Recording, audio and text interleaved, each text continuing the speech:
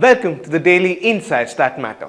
Now, in an effort to avoid further market turmoil in the global banking system, UBS is going in for a deal to buy troubled Credit Suisse for around $3.3 billion. Now, this deal is being described as the merger of the century. Let's discuss this today.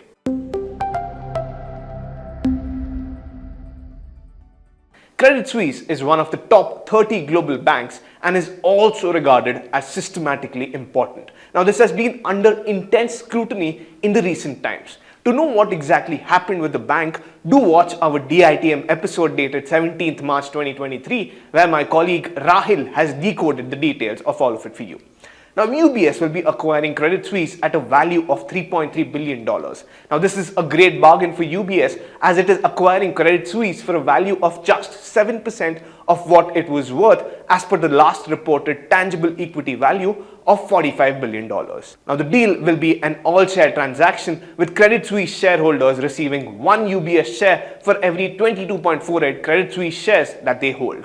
Though the merger would actually happen a little later, Credit Suisse will continue to implement its restructuring program in collaboration with UBS. Additionally, the Swiss financial regulator said that the bank's services like counters, ATM, debit and credit card facilities would continue without interruption. Though it looks like a lifeline is being offered, Credit Suisse's additional Tier 1 bonds worth $17.3 billion will be written off. This is getting the bondholders furious as theoretically, these bonds are designed to provide a capital protection to holders in times of distress. But these bonds are being wiped off if a bank's capital falls below a certain level. And this is the decision of the Swiss Financial Market Supervisory Authority, and everyone is expected to abide by it. Now, the deal is being welcomed by the US, UK and Europe as it avoids another significant collapse. The acquisition strengthens UBS's position as a leading global wealth manager with more than $5 trillion in total invested assets operating in the most attractive growth markets.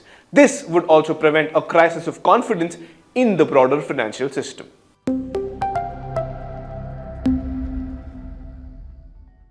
SEBI has now become more strict in its evaluation process of IPOs after investors have incurred heavy losses in many of the past IPOs. Let's understand this as well.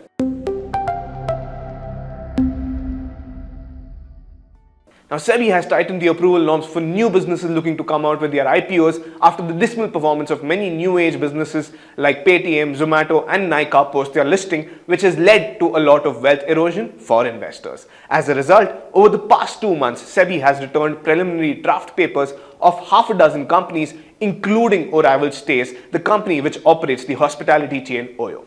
According to data of SEBI, apart from Oyo, it has returned draft papers of some other firms such as Go Digit General Insurance Limited, homegrown mobile maker Lava Insurance, B2B payments and services provider Paymate India, Fincare Small Finance Bank India, and integrated services company BBG India.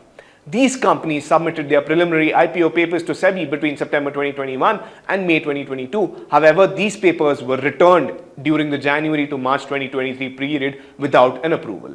Now, SEBI's decision to send back the draft papers without approval conveys a clear message to merchant bankers to adhere full heed to the stipulated information required for submitting the draft IPO prospectus, which emphasizes the need for disclosing all the essential information well in advance.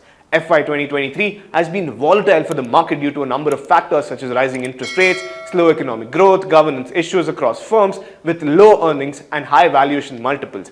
And now, a global banking crisis has added fuel to the fire.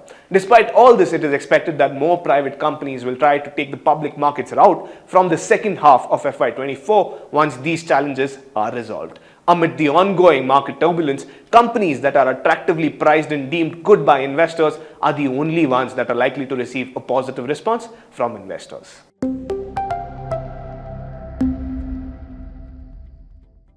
So what does all of this news mean for you? Now, the acquisition will likely provide financial stability and protect the global banking economy as a whole, though not completely. This would likely also add some positive sentiment to the markets as well. This will therefore have an indirect neutral impact on you for time being. SEBI's move to scrutinize IPO applications more closely is a welcome one, and it will boost investor confidence towards the primary market while providing some relief to them, especially at a time when the investors have remained jittery throughout the year due to various challenges. This will therefore have a direct positive impact on you. While I say this is Raj Mehta signing off, wishing you and your loved ones the very best. Thank you. Did you like watching this video? Then download our app Informed Investor to watch more such informative and interesting videos.